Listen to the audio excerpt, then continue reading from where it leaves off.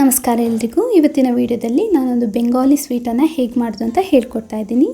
ನನಗಂತೂ ಬೆಂಗಾಲಿ ಸ್ವೀಟ್ಸ್ ಅಂದರೆ ಸಖತ್ ಇಷ್ಟ, ತುಂಬಾ ಚೆನ್ನಾಗಿರುತ್ತೆ. ಅದರಲ್ಲಿ ಒಂದು ಮಲೈ ಚಾಪ್ ಅಥವಾ ಮಲೈ ಸ್ಯಾಂಡ್ವಿಚ್ ಅಂತಲೂ ಹೇಳ್ತಾರೆ. ತುಂಬಾ ಚೆನ್ನಾಗಿರುತ್ತೆ. ಬನ್ನಿ ನೋಡೋಣ ರೆಸಿಪಿ ಹೇಗೆ ಮಾಡೋದಂತ. ಮೊದಲಿಗೆ ಈ ರೆಸಿಪಿಗೆ ಬೇಕಾದಂಥ ಮಾವನ್ನು ಹೇಗೆ ಮಾಡೋದಂತ ಹೇಳ್ಕೊಡ್ತಾ ಇದ್ದೀನಿ. ನಾನಿಲ್ಲಿ ಇನ್ಸ್ಟೆಂಟಾಗಿ ಮಾವನ್ನು ಮಾಡ್ತಾಯಿದ್ದೀನಿ. ಅದಕ್ಕೆ ಒಂದು ಪ್ಯಾನಿಗೆ 2 ಸ್ಪೂನಷ್ಟು ತುಪ್ಪನ ಹಾಕಿದ್ದೀನಿ. ಅರ್ಧ ಕಪ್ನಷ್ಟು ಹಾಲನ್ನು ಹಾಕ್ತಾಯಿದ್ದೀನಿ. ಈ ಹಾಲಿನ ಜೊತೆ ತುಪ್ಪ ಕರೆಕ್ಟಾಗಿ ಮಿಕ್ಸ್ ಆಗಬೇಕು. ಒಂದ್ಸರಿ ಚೆನ್ನಾಗಿ ಮಿಕ್ಸ್ ಮಾಡ್ಕೊಳ್ಳಿ. ಈ ಮಾವನ್ನು ಬರೀ ಹಾಲಿನಿಂದ ಕೂಡ ಮಾಡೋಕ್ಕಾಗುತ್ತೆ. ನಾನಿಲ್ಲಿ ಇನ್ಸ್ಟೆಂಟಾಗಿ ಮಾಡ್ತಾಯಿದ್ದೀನಿ, ಅದಕ್ಕೋಸ್ಕರ ಹಾಲಿನ ಪುಡಿನ ಯೂಸ್ ಮಾಡಿದ್ದೀನಿ. ನಾನಿಲ್ಲಿ 1 ಕಪ್ನಷ್ಟು ಹಾಲಿನ ಪುಡಿನ ತೊಗೊಂಡಿದ್ದೀನಿ. ಸ್ವಲ್ಪನೇ ಹಾಕಿಬಿಟ್ಟು ಮಿಕ್ಸ್ ಮಾಡ್ತಾಯಿದ್ದೀನಿ. ಯಾಕಂದರೆ ಗಂಟು ಕಟ್ಟುತ್ತಲ್ವ, ಅದಕ್ಕೋಸ್ಕರ ಸ್ವಲ್ಪನೇ ಹಾಕಿಬಿಟ್ಟು ಮಿಕ್ಸ್ ಮಾಡ್ಕೊಳ್ಬೇಕು. ನೀವು ತುಂಬ ಮಾವ ಮಾಡಲ್ಲ, ಸ್ವಲ್ಪ ಮಾಡ್ತೀರಾ ಅಂದರೆ ಮೆಜರ್ಮೆಂಟಲ್ಲಿ ಸ್ವಲ್ಪ ಕಡಿಮೆ ಹಾಕಿದ್ರಾಯಿತು ಅಷ್ಟೇ. ಗಂಟು ಬರದಂಗೆ ನೋಡ್ಕೊಳ್ಳಿ. ಫ್ಲೇಮ್ ಕೂಡ ಕಡಿಮೆಯಲ್ಲೇ ಇರಬೇಕು. ಒಂದು ವೇಳೆ ಅಲ್ಲಲ್ಲಿ ಸ್ವಲ್ಪ ಗಂಟಿದ್ರೆ ಈ ಥರ ಮ್ಯಾಶ್ ಮಾಡ್ತಾ ಮಾತ್ರ ಅದನ್ನು ತೆಗೆದ್ರಾಯಿತು.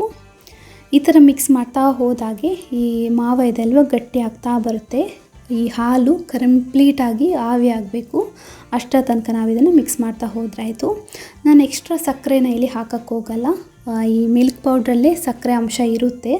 ತುಂಬಾ ಸ್ವೀಟ್ ಇಷ್ಟಪಡೋರು ಬೇಕಿದ್ರೆ ಸ್ವಲ್ಪ ಹಾಕಿದ್ರಾಯಿತು. ನೋಡಿ, ಈ ಥರ ಕನ್ಸಿಸ್ಟೆನ್ಸಿ ಬಂದ ಮೇಲೆ ಗ್ಯಾಸನ್ನು ಆಫ್ ಮಾಡಿಬಿಟ್ಟು ಒಂದು ಪ್ಲೇಟಿಗೆ ತೆಗೆದಿಟ್ಕೊಂಡ್ರಾಯಿತು. ನಾವು ರಸಗುಲ್ಲನ ರೆಡಿ ಮಾಡೋಕ್ಕೋಸ್ಕರ ಒಂದು ಬಾಣಲಿಗೆ ನಾನಿಲ್ಲಿ 1 ಲೀಟ್ರ್ನಷ್ಟು ಹಾಲನ್ನು ಹಾಕ್ತಾಯಿದ್ದೀನಿ. ದಪ್ಪ ಹಾಲನ್ನು ನಾನಿಲ್ಲಿ ತೊಗೊಂಡಿದ್ದೀನಿ. ದಪ್ಪ ಹಾಲು ತೊಗೊಂಡ್ರೆ ನಮಗೆ ಸ್ವಲ್ಪ ಪನ್ನೀರ್ ಜಾಸ್ತಿ ಸಿಗುತ್ತೆ ಅಂತ ಅಷ್ಟೇ. ನೀವು ನಾರ್ಮಲ್ ಈ ಥರ ಅಂಗಡಿಯಲ್ಲಿ ಸಣ್ಣ ಪ್ಯಾಕೆಟ್ ಬರುತ್ತಲ್ವ, ಅದನ್ನು ಕೂಡ ತೊಗೊಳ್ಬೋದು. ನಾನಿಲ್ಲಿ ಫುಲ್ ಫ್ಯಾಟ್ ಹಾಲನ್ನು ತೊಗೊಂಡಿದ್ದೀನಿ. ಹಾಲು ಹೊಡೆಯೋದಕ್ಕೆ ಬೇಕಾದಂಥ ಮಿಶ್ರಣ ರೆಡಿ ಮಾಡ್ಕೊಳ್ಳೋಣ. ನಾನಿಲ್ಲಿ ವಿನೇಗರನ್ನು ಯೂಸ್ ಮಾಡಿದ್ದೀನಿ. 2 ಟೇಬಲ್ ಸ್ಪೂನಷ್ಟು ವಿನೇಗರ್ ತೊಗೊಂಡಿದ್ದೀನಿ. ಅಷ್ಟೇ ಪ್ರಮಾಣದಲ್ಲಿ ನೀರನ್ನು ಸೇರಿಸ್ತಾ ಇದ್ದೀನಿ. ನಿಮ್ಮ ಹತ್ರ ವಿನೇಗರ್ ಇಲ್ಲ ಅಂದರೆ ನೀವು ನಿಂಬೆ ರಸನ ಕೂಡ ಯೂಸ್ ಮಾಡ್ಕೊಳ್ಬೋದು. ನೀವು ಡೈರೆಕ್ಟಾಗಿ ವಿನೇಗರ್ ಅಥವಾ ನಿಂಬೆ ರಸನ ಹಾಲಿಗೆ ಹಾಕಬಾರ್ದು. ಅದನ್ನು ಸ್ವಲ್ಪ ನೀರು ಹಾಕಿಬಿಟ್ಟು ಡೈಲ್ಯೂಟ್ ಮಾಡ್ಕೊಳ್ಬೇಕು. ಈ ಕಡೆ ಹಾಲು ಕೂಡ ಉಕ್ಕಿ ಬಂದು ಇಷ್ಟು ಸಾಕು. ಗ್ಯಾಸನ್ನು ಆಫ್ ಮಾಡಬೇಕು. ಆಫ್ ಮಾಡಿಬಿಟ್ಟು ಈ ಮೇಲ್ಗಡೆ ಇರುವ ಮಲೈ ಅಂದರೆ ಹಾಲಿನ ಕೆನೆ ಇದೆ ಅಲ್ವ, ಅದನ್ನು ಒಂದ್ಸರಿ ಚೆನ್ನಾಗಿ ಮಿಕ್ಸ್ ಮಾಡ್ಕೊಳ್ಳಿ. ಈ ಥರ ಇವಾಗ ಒಂದು 2 ನಿಮಿಷದಷ್ಟು ತಣ್ಣಗಾಗಕ್ಕೆ ಇಡಬೇಕು. ತುಂಬ ಬಿಸಿ ಇರುವಾಗ ನಾವು ಈ ನಿಂಬೆ ರಸ ಅಥವಾ ವಿನೆಗರನ್ನು ಹಾಕಬಾರ್ದು. ಆವಾಗ ಈ ರಸಗುಲ್ಲ ಇದೆ ಅಲ್ವಾ, ಒಂಥರ ರಬ್ಬರ್ ಥರ ಆಗುತ್ತೆ. ಅದಕ್ಕೋಸ್ಕರ 2 ನಿಮಿಷ ತಣ್ಣಗಾದ ಮೇಲೆ ಸ್ವಲ್ಪನೇ ನಾವು ರೆಡಿ ಮಾಡಿಟ್ಕೊಂತ ವಿನೆಗರ್ ಮಿಶ್ರಣನ ಹಾಕಬೇಕು. ಎಲ್ಲನೂ ಒಂದೇ ಸರಿ ಹಾಕಕ್ಕೆ ಹೋಗಬೇಡಿ. ಸ್ವಲ್ಪನೇ ಹಾಕಿಬಿಟ್ಟು ಮಿಕ್ಸ್ ಮಾಡ್ಕೊಳ್ಳಿ. ಯಾಕಂದರೆ ಒಂದೊಂದು ಹಾಲಿನ ಕ್ವಾಲಿಟಿ ಮೇಲೆ ಡಿಪೆಂಡ್ ಆಗಿರುತ್ತೆ. ಒಂದೊಂದು ಬೇಗ ಹೊಡೆದೋಗುತ್ತೆ, ಕೆಲವೊಂದು ಜಾಸ್ತಿ ತೊಗೊಳ್ಬೋದು ವಿನೆಗರನ್ನು. ಅದಕ್ಕೆ ಸ್ವಲ್ಪನೇ ಹಾಕಿಬಿಟ್ಟು ಮಿಕ್ಸ್ ಮಾಡಿದ್ರಾಯಿತು. ನನಗೆ ಎಕ್ಸ್ಟ್ರಾ ಸ್ವಲ್ಪ ನಾನು ತೊಗೊಂಡೆ ವಿನೆಗರ್. ನಾನು ರೆಡಿ ಮಾಡಿ ಇಟ್ಕೊಂಡೋದು ಸಾಕಾಗಿಲ್ಲ, ಇನ್ನೊಂದು ಸ್ಪೂನಷ್ಟು ಎಕ್ಸ್ಟ್ರಾ ತೊಗೊಂಡ್ರೆ. ನೋಡಿ, ಈ ಥರ ಹಾಲು ಹೊಡೆದೋಗಬೇಕು. ಪನ್ನೀರ್ ಬೇರೆ ನೀರು ಬೇರೆ ಥರ ಕಾಣಿಸ್ಬೇಕು. ಹಾಲು ಥರನೇ ಕಾಣಿಸ್ತಿದೆ ಅಂದರೆ ಪನ್ನೀರ್ ಕಂಪ್ಲೀಟಾಗಿ ಹೊಡೆದೋಗಿಲ್ಲ ಅಂತ ಅರ್ಥ.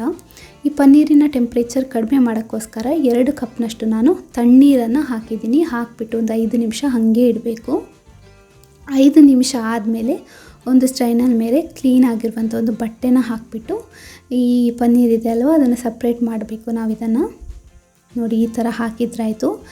ಇವಾಗ ಈ ವಿನೆಗರ್ನ ಹುಳಿ ಅಂಶ ಇರುತ್ತಲ್ವ, ಅದನ್ನು ತೆಗಿಬೇಕು ಅಂದರೆ ನಾವು ತೊಳ್ಕೊಳ್ಬೇಕು ಇದನ್ನು ಚೆನ್ನಾಗಿ. ನಾನಿಲ್ಲಿ ಒಂದು 3 ಕಪ್ನಷ್ಟು ನೀರಿಂದ ಇದನ್ನು ಚೆನ್ನಾಗಿ ತೊಳ್ಕೊಳ್ತಾ ಇದ್ದೀನಿ.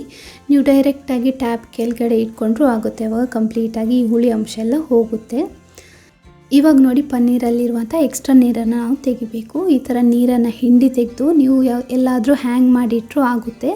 5 ರಿಂದ 6 ಗಂಟೆ ನಂತರ ಯೂಸ್ ಮಾಡಿದರೂ ಆಗುತ್ತೆ. ಅಥವಾ ಇನ್ಸ್ಟೆಂಟಾಗಿ ಮಾಡ್ತೀರಾದರೆ ಮೊದಲಿಗೆ ನೋಡಿ ಈ ನೀರನ್ನು ಹಿಂಡಿ ತೆಗಿಬೇಕು. ಕಂಪ್ಲೀಟಾಗಿ ನೀರನ್ನು ಹಿಂಡಿ ತೆಗಿಬಾರ್ದು. ಇವಾಗ ನೋಡಿ, ನೀರು ನಾನು ಪ್ರೆಸ್ ಮಾಡಬೇಕಾದ್ರೆ ಫ್ಲೋ ಅಲ್ಲಿ ಬೀಳ್ತಾ ಇದೆ. ಟ್ಯಾಪಲ್ಲಿ ನೀರು ಹೇಗೆ ಬೀಳ್ತೋ ಅದೇ ಥರ ನೋಡಿ ಫ್ಲೋ ಅಲ್ಲಿ ಬೀಳ್ತಾ ಇದೆ. ಈ ಫ್ಲೋ ಅಲ್ಲಿ ಬೀಳೋದು ನೀರು ಕಡಿಮೆ ಆಗಬೇಕು. ಅಷ್ಟರ ತನಕ ನಾನು ಹಿಂಡ್ತೀನಿ. ನೋಡಿ, ಈಗ ಡ್ರಾಪ್ ಆಗಿ ನೀರಿನ ಹನಿ ಬೀಳ್ತಾ ಇದೆ. ಇಷ್ಟು ಬೀಳೋ ತನಕ ನಾನು ಹಿಂಡಿದ್ದೀನಿ. ಇವಾಗ ನೋಡಿ, ಅದರ ಮೇಲೆ ಒಂದು ವೆಯ್ಟ್ ಅಂದರೆ 1 kg ವೆಯ್ಟನ್ನು ಇಟ್ಬಿಟ್ಟು ಒಂದು 15 ನಿಮಿಷ ಹಾಗೆ ಇಡ್ತಾ ಇದ್ದೀನಿ. ಅಂದರೆ ಜಾಸ್ತಿ ನೀರು ನಾವು ಹಿಂಡಿ ತೆಗಿಬಾರ್ದು ಅಂತ ಅಷ್ಟೇ. ಇವಾಗ ನಾವು ಸಕ್ಕರೆ ಪಾಕನ ರೆಡಿ ಮಾಡ್ಕೊಳ್ಳೋಣ. 1 ಕಪ್ನಷ್ಟು ನಾನಿಲ್ಲಿ ಸಕ್ಕರೆನ ತೊಗೊಂಡಿದ್ದೀನಿ. ಅದಕ್ಕೆ 1.5 ಕಪ್ನಷ್ಟು ನೀರನ್ನು ಹಾಕ್ತಾಯಿದ್ದೀನಿ. ನಾವು ನಾರ್ಮಲಾಗಿ ರಸಗುಲ್ಲ ಮಾಡಬೇಕಾದ್ರೆ 1 ಕಪ್ ಸಕ್ಕರೆಗೆ 3 ಕಪ್ನಷ್ಟು ನೀರನ್ನು ಹಾಕ್ತೀವಿ. ಬಟ್ ಈ ರೆಸಿಪಿಗೆ ಸ್ವಲ್ಪ ನೀರಿನ ಅಂಶ ಕಡಿಮೆ ಬೇಕು. 1.5 ಕಪ್ನಷ್ಟು ನೀರನ್ನು ಹಾಕಿದ್ದೀನಿ. ಇದನ್ನು ನಾವು ಮೆಲ್ಟ್ ಮಾಡಬೇಕು ಸಕ್ಕರೆನ ಅಷ್ಟೇ. ಇನ್ನೊಂದು ಸಾಸ್ ಪ್ಯಾನ್ಗೆ ನಾನು 2 ಕಪ್ನಷ್ಟು ನೀರನ್ನು ಹಾಕಿಬಿಟ್ಟು ಬಿಸಿ ಆಗೋಕ್ಕೆ ಸೈಡ್ ಒಲೆ ಮೇಲೆ ಇಡ್ತಾ ಇದ್ದೀನಿ. ಈ ಕಡೆ ನೋಡಿ 1/4 ಗಂಟೆ ಆಗಿದೆ. ವೆಯ್ಟನ್ನು ತೆಗಿತಾ ಇದ್ದೀನಿ. ಇಷ್ಟು ನೀರು ಇಳಿದ್ರೆ ಸಾಕು, ಮತ್ತೆ ಹಿಂಡಬೇಕಾದಂಥ ಅವಶ್ಯಕತೆ ಇಲ್ಲ. ಇವಾಗೊಂದು ಅಗಲ ಇರುವಂಥ ಬಟ್ಲಿಗೆ ಹಾಕಿಬಿಟ್ಟು ಮೊದಲಿಗೆ ನೋಡಿ ಈ ಥರ ಪುಡಿ ಪುಡಿ ಮಾಡ್ಕೊಳ್ತಾ ಇದ್ದೀನಿ. ಈ ಪನ್ನೀರಲ್ಲಿ ಕಂಪ್ಲೀಟಾಗಿ ನೀರು ಡ್ರೈ ಆಗಿಲ್ಲ. ಕಂಪ್ಲೀಟ್ ಅಂದರೆ ಒಂದು 10% ನೀರಿನಂಶ ಹಾಗೆ ಇದೆ. ಇವಾಗ ಅಂಗೈ ಹೆಲ್ಪಿನಿಂದ ನೋಡಿ ಇದನ್ನು ನಾದ್ಕೊಳ್ಬೇಕು. ನಾವು ಒಂದು ಕಡಿಮೆ ಅಂದರೂ 4 ರಿಂದ 5 ನಿಮಿಷ ನಾದ್ಕೊಳ್ಬೇಕು. ಈ ಥರ ನಾದ್ತಾ ಹೋದಾಗೆ ನೋಡಿ ಈ ಥರ ಕರೆಕ್ಟಾಗಿ ಉಂಡೆ ಕಟ್ಟೋಕ್ಕಾಗುತ್ತೆ. ಒಂದು ವೇಳೆ ನಿಮಗೆ ಉಂಡೆ ಕಟ್ಟೋಕ್ಕೆ ಆಗ್ತಿಲ್ಲ, ತುಂಬಾ ಕೈಗೆ ಅಂಟ್ತಾ ಇದೆ ಅಂದರೆ ಇನ್ನೊಂಚೂರು ನೀವು ನಾದ್ಕೊಳ್ಬೇಕಾಗುತ್ತೆ. ಒಂದು ವೇಳೆ ಬೈ ಮಿಸ್ಸಾಗಿ ನಿಮಗೆ ನೀರಿನಂಶ ಜಾಸ್ತಿ ಉಳಿದಿದೆ, ಉಂಡೆ ತುಂಬ ಅಂಟ್ತಾ ಇದೆ ಅಂತ ಅನಿಸಿದರೆ, ನೀರಿನಂಶ ಜಾಸ್ತಿ ಇದೆ ಅಂತ ಅನಿಸಿದರೆ ಈ ಥರ ಟಿಶ್ಯೂ ಪೇಪರಿಂದ ಸ್ವಲ್ಪ ಈ ಪನ್ನೀರ್ ಮೇಲೆ ಈ ಥರ ಪ್ರೆಸ್ ಮಾಡಿದರೆ ಎಕ್ಸ್ಟ್ರಾ ನೀರಿನ ಅಂಶ ಇದ್ದರೆ ಎಲ್ಲ ಹೋಗುತ್ತೆ. ನಂದು ಕರೆಕ್ಟಾಗಿ ಕನ್ಸಿಸ್ಟೆನ್ಸಿಯಲ್ಲಿ ಇದೆ, ಬಟ್ ನಿಮಗೆ ತೋರ್ಸೋಕ್ಕೋಸ್ಕರ ಈ ಥರ ವೀಡಿಯೋ ಮಾಡಿದ್ದೀನಿ. ನೀವು ಸ್ವಲ್ಪ ಜಾಸ್ತಿ ಹೊತ್ತು ಈ ಥರ ಪ್ರೆಸ್ ಮಾಡಿ ಎಕ್ಸ್ಟ್ರಾ ನೀರಿದ್ದರೆ ಎಲ್ಲ ತೆಗೆದುಬಿಡಿ. ಅಂದರೆ ಮಿಸ್ಸಾಗಿ ಜಾಸ್ತಿ ನೀರಿನ ಅಂಶ ಇದ್ದರೆ ಮಾತ್ರ, ಇಲ್ಲಾಂದರೆ ಆ ಸ್ಟೆಪ್ ಮಾಡೋದು ಬೇಡ. ನೆಕ್ಸ್ಟ್ ನೀವು ಯಾವ ಸೈಜ್ಗೆ ರಸಗುಲ್ಲ ಮಾಡ್ತೀರೋ ಆ ಸೈಜ್ಗೆ ಉಂಡೆನ ಕಟ್ಕೊಳ್ಳಿ. ತುಂಬ ದಪ್ಪ ಬೇಡ, ಸ್ವಲ್ಪ ಸಣ್ಣ ಸಣ್ಣನೇ ಉಂಡೆಯಲ್ಲಿ ಬೇಯುವಾಗ ಡಬಲ್ ಸೈಜ್ ಆಗುತ್ತೆ. ಇವಾಗ ನೋಡಿ ನಿಧಾನವಾಗಿ ಪ್ರೆಸ್ ಮಾಡ್ತಾ ಉಂಡೆ ಮಾಡ್ತಾಯಿದ್ದೀನಿ. ತುಂಬ ಪ್ರೆಷರ್ ಹಾಕಬಾರ್ದು, ನಿಧಾನವಾಗಿ ಈ ಥರ ರಸಗುಲ್ಲ ನಾವು ಯಾವ ಥರ ಉಂಡೆ ಕಟ್ತೀವೋ ಅದೇ ಥರ ಕಟ್ಟಿದರೆ ಆಯಿತು. ಕ್ರ್ಯಾಕ್ ಬರೋದಂಗೆ ಉಂಡೆ ಕಟ್ಟಬೇಕು. ನೆಕ್ಸ್ಟ್ ನೋಡಿ ಸ್ವಲ್ಪ ಈ ಥರ ಫ್ಲ್ಯಾಟಾಗಿ ನಾವು ಇದನ್ನು ಸ್ವಲ್ಪ ಪ್ರೆಸ್ ಮಾಡಬೇಕು. ಸ್ವಲ್ಪ ಕ್ರ್ಯಾಕ್ ಇದ್ದರೆ ಪರವಾಗಿಲ್ಲ, ತುಂಬ ಕ್ರ್ಯಾಕ್ ಬರಬಾರ್ದು. ಇದೇ ಥರ ಎಲ್ಲನೂ ರೆಡಿ ಮಾಡಿ ಇಟ್ಕೊಳ್ತೀನಿ ನಾನು. ಈ ಕಡೆ ಸಕ್ಕರೆ ಕೂಡ ಕರಗಿದೆ, ಕುದಿ ಬಂದಿಲ್ಲ, ಜಸ್ಟ್ ಕರಗಿದೆ. ಇವಾಗ ನಾನು ಇದಕ್ಕೆ 2 ಟೇಬಲ್ ಸ್ಪೂನಷ್ಟು ಹಾಲನ್ನು ಹಾಕ್ತಾಯಿದ್ದೀನಿ. ಸಕ್ಕರೆಯಲ್ಲಿ ಏನಾದರೂ ಧೂಳು ಕಸ ಎಲ್ಲ ಇದ್ದರೆ ಹೋಗುತ್ತೆ, ಅದಕ್ಕೋಸ್ಕರ. ಈ ಹಾಲು ಅಂದರೆ ಸಕ್ಕರೆ ಕುದಿ ಬಂದಾಗ ಹಾಲು ಹೊಡೆದೋಗುತ್ತಲ್ವ, ಆ ಹೊಡೆದೋದ ಹಾಲಲ್ಲಿ ಏನಾದರೂ ಧೂಳೆಲ್ಲ ಇದ್ದರೆ ಸೈಡಲ್ಲಿ ಬಂದುಬಿಡುತ್ತೆ. ಅದನ್ನು ಈ ಥರ ಸ್ಪೂನ್ ಹೆಲ್ಪಿಂದ ತೆಗೆದ್ರಾಯ್ತು. ಕಂಪ್ಲೀಟಾಗಿ ಕೆಲವೊಮ್ಮೆ ತೆಗಿಯೋಕ್ಕಾಗಲ್ಲ, ಎಷ್ಟಾಗುತ್ತೋ ನಿಮಗೆ ಅಷ್ಟು ತೆಗೆದುಬಿಡಿ. ಅಂದರೆ ಧೂಳಿದ್ರೆ ಮಾತ್ರ, ಇಲ್ಲಾಂದರೆ ಈ ಸ್ಟೆಪ್ ಮಾಡಬೇಕಂತ ಇಲ್ಲ. ಇವಾಗ ನೋಡಿ ಎಲ್ಲ ತೆಗೆದಾಗಿದೆ. ನಮಗಿಲ್ಲಿ ಸಕ್ಕರೆ ಪಾಕ ದಪ್ಪ ಬೇಡ, ಜಸ್ಟ್ ಸಕ್ಕರೆ ಮೆಲ್ಟ್ ಆದರೆ ಸಾಕು. ತುಂಬ ಕುದಿಸೋಕ್ಕೆ ಹೋಗಬೇಡಿ, ತುಂಬ ದಪ್ಪ ಆಗಿಬಿಡುತ್ತೆ ಪಾಕ. 1 ಎಳೆ ಪಾಕ 2 ಎಳೆ ಪಾಕ ಆ ಥರ ಬರಬಾರ್ದು, ಜಸ್ಟ್ ಸಕ್ಕರೆ ಮೆಲ್ಟ್ ಆಗಿರಬೇಕು ಅಷ್ಟೇ.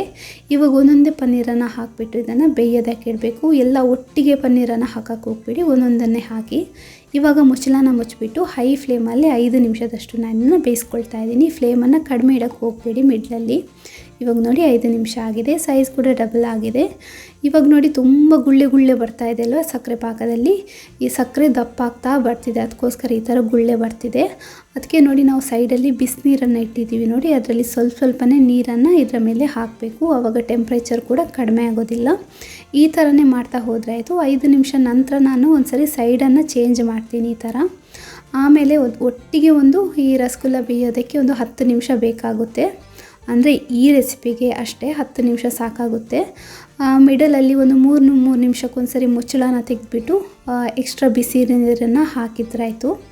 10 ನಿಮಿಷ ಇವಾಗ ಆಗಿದೆ ನೋಡಿ. ಇವಾಗ ಗ್ಯಾಸನ್ನು ಆಫ್ ಮಾಡಿಬಿಟ್ಟು ನಾನು ಇದೇ ಬಾಣಲಿಲಿ ಒಂದು ಗಂಟೆಯಷ್ಟು ತಣ್ಣಗಾಗಕ್ಕೆ ಇಡ್ತೀನಿ ರಸಗುಲ್ಲನ. ಈ ಕಡೆ ನೋಡಿ ಮಾವ ಕೂಡ ಕಂಪ್ಲೀಟಾಗಿ ತಣ್ಣಗಾಗಿದೆ. ಒಂದು ಪ್ಲೇಟಿಗೆ ಹಾಕ್ಕೊಳ್ತಾ ಇದ್ದೀನಿ. ನೆಕ್ಸ್ಟ್ ನಾನಿಲ್ಲಿ ಎಲ್ಲೋ ಫುಡ್ ಕಲರನ್ನು ಯೂಸ್ ಮಾಡಿದ್ದೀನಿ. ನಿಮಗೆ ಕಲರ್ ಹಾಕೋದು ಇಷ್ಟ ಇಲ್ಲ ಅಂದರೆ ನೀವು ಸ್ಕಿಪ್ ಮಾಡ್ಕೊಳ್ಬೋದು. ಹಾಕ್ಬಿಟ್ಟು ನೋಡಿ ಚೆನ್ನಾಗಿ ಮಿಕ್ಸ್ ಮಾಡ್ಕೊಳ್ತಾ ಇದ್ದೀನಿ. ಅಂಗೈ ಹೆಲ್ಪಿಂದ ಈ ಥರ ಮಿಕ್ಸ್ ಮಾಡ್ತಾ ಇದ್ದೀನಿ. ನಿಮಗೆ ಇಲ್ಲಿ ಸ್ವೀಟ್ ಸ್ವಲ್ಪ ಬೇಕು ಅಂತ ಅನಿಸಿದರೆ ಸಕ್ಕರೆ ಪುಡಿನ ಹಾಕಿಬಿಟ್ಟು ಮಿಕ್ಸ್ ಮಾಡ್ಕೊಳ್ಬೋದು.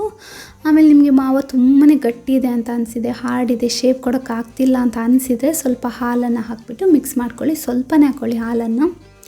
ನೋಡಿ ಇವಾಗ ಮಾವು ಕೂಡ ರೆಡಿಯಾಗಿದೆ.